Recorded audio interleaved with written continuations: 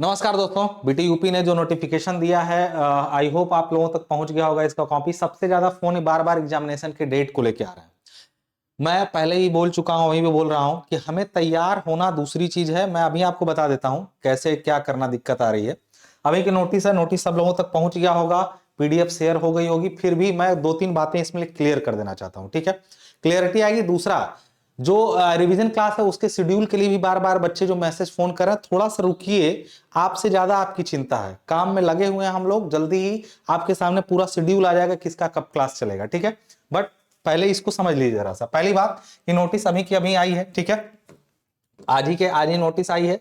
दूसरी चीज मैं आपको एक चीज और बता दूं, यहाँ पे एक चीज का जरा ध्यान दीजिएगा। यहाँ पे क्या है, एक चीज है कि एग्जाम की डेट आपको जो इसमें दिखाई जा रही है वो 27/12/2023 से प्रारंभ होना निर्धारित है। यानी निर्धारित कहने का मतलब ये नहीं, ये देखिए दो शब्दों का प्रयोग होता है। एक है निर्धारित है, दूसरा होता है जिसको हम लोग बोलते हैं कि प्रपोज्ड है। प्रपोज्ड का मतलब समझते हैं, हिंदी में उसको क्या बोलेंगे प्रपोज्ड को?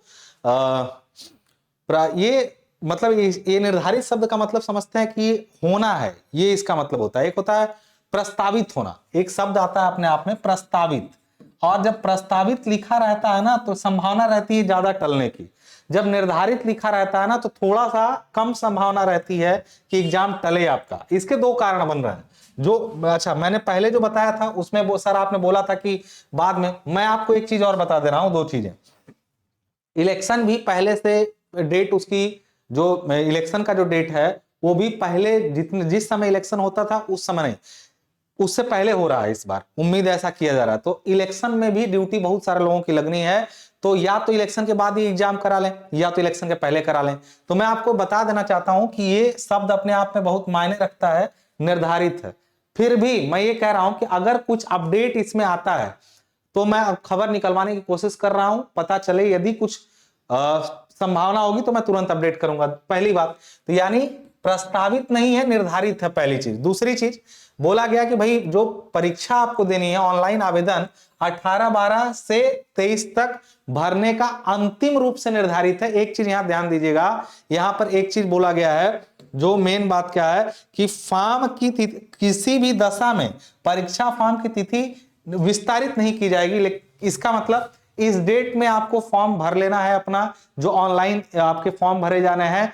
और अगर नहीं भरा तो समझिए कि तिथि किसी भी स्थिति में किसी भी दशा में विस्तारित, मतलब इसको बढ़ाया नहीं जाएगा डेट को। जैसे हर बार डेट क्या होती थी, बढ़ जाती थी। और एक वजह मैं बता दूं आपको, जैसे पहले क्या होता था, सेंटर जो है अक्सर गवर्नमेंट कॉलेज नहीं मिलते थे, प्राइवेट कॉलेज में बन जाता था। अब पिछली बार से आप देख रहे हैं कि इंटरमीडिएट वाला जो है उसी एग्जामिनेशन वहीं पर करवा लिया जा रहा है। तो इनके पास सेंटर की भी इस बार दिक्कत नहीं है ज्यादा, मतलब एक सीधा सीधा है कि इंटर कॉलेज में जाकर के हम लोग करा लेंगे। तो कहने का मतलब ज्यादा प्रोबेबिलिटी बन रही है कि इसी के आसपास। मैंने बोला था कि जनवरी फर्स्ट वीक में, लेकिन चलिए 27 दिसंबर का अगर डेट आपको दिखाई दिया जा रहा है ये, तो मैं आपको बता दूं संभावना है कि हो जाए इस पर एग्जाम।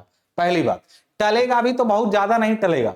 और ज्यादा टलने, जो लोग कई कई बच्चे ऐसे एक्सपेक्टेड कर रहे हैं कि 3 बार टल के, कुछ लोग बच्चे उल्टा सीधा ग्रुप में मैंने देखा फरवरी में चला जाएगा या ऐसा हो जाएगा। मैं एक चीज बता दूं, या तो एग्जाम फिर मार्च अप्रैल में हो। समझिए जरा मेरी बात को।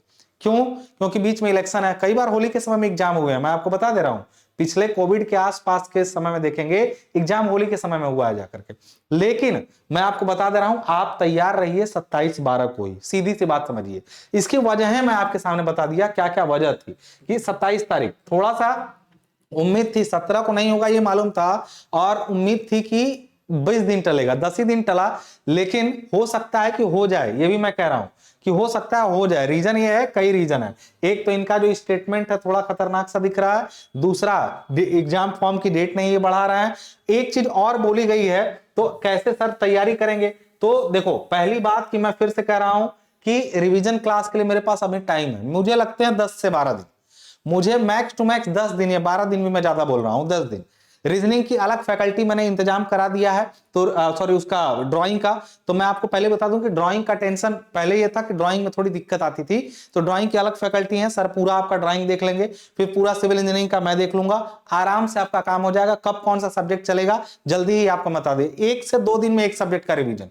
और मैं आपको बता दूं थर्ड सेम में सबसे बड़ा प्रॉब्लम ये होता है कि थ्योरेटिकल पार्ट का रिवीजन मैं 1 दिन में एक करा दूंगा, न्यूमेरिकल का 2 दिन में। तो न्यूमेरिकल में आपके सोम और हाइड्रोलिक्स बचते हैं, 2-2 दिन में इनका न्यूमेरिकल करा दूंगा मैं पूरा, 4 दिन या 5 दिन इनमें ले लेता हूं, तो बाकी 5 दिन में पूरी थ्योरी निपट जाएगी। ड्राइंग का अलग से क्लास चल जाएगा, कंप्लीट हो जाएगा हफ्ते भर या 8 दिन के अंदर हम लोग का रिवीजन कंप्लीट हो जाएगा। तो परेशान होने की जरूरत नहीं, कब कौन सा चलेगा उसका शेड्यूल मैं कल तक आपको दे दूंगा, और कल तक मैं ये भी बता दूंगा कि इस डेट में कितनी सत्यता है। कल एक बार सब लोग विजिट कर लीजिएगा चैनल, इस डेट में क्या क्या संभावनाएं, मैंने थोड़ा होता है ना कि सर और थोड़ा पता लगाइए, तो वो कल तक मुझे न्यूज जो है जहां तक मुझे अंदर से जो भी मिलनी होगी मिल जाएगी।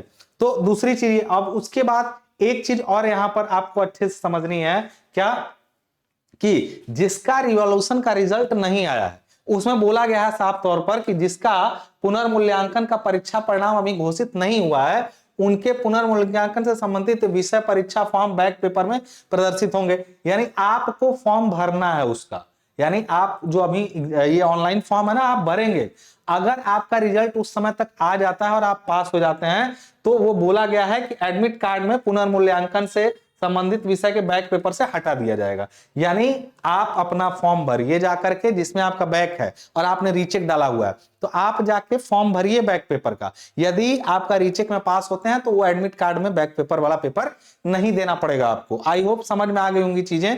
रिवॉल्यूशन लोगों को क्या करना है, जिनका आ गया उनको तो समझ में आ गया कि मुझे भरना है कि नहीं भरना, जिनका नहीं आया उनको ये करना है कि अपना बैक पेपर का फॉर्म भरें। अगर नहीं हुआ रहेगा तो वो उनका वहां से नाम अपने आप एडमिट कार्ड से उस सब्जेक्ट का हटा दिया जाएगा। दूसरी बात यह है कि बहुत ज्यादा संभावना है कि इस डेट में एग्जाम हो जाए, ठीक है। अच्छा भी है यार, हर बार का ये होता था ना, टलते टलते इतना होता था, नेक्स्ट सेमेस्टर लेट हो जाता था, फिर पढ़ाई में देर होती थी। तो मैं आपको फिर से कह रहा हूं, बिल्कुल परेशान, फर्स्ट ईयर वाले बच्चे भी बिल्कुल परेशान ना हो, उनका भी शेड्यूल हम लोगों ने तय कर लिया है, तो बहुत जल्दी शेड्यूल पूरा मिल जाएगा आपको, तैयारी का कैसे कब क्या करना है। बने रहिए सिविल टेक सॉल्यूशन के साथ, और इस डेट की जो सत्यता है वो मैं कल तक आपको शॉर्ट्स के माध्यम से या कम्युनिटी पोस्ट में डाल दूंगा। वीडियो नहीं बनाऊंगा, मैं एक शॉर्ट्स बना दूंगा या कम्युनिटी में डाल दूंगा, वहां से देख लीजिएगा। धन्यवाद।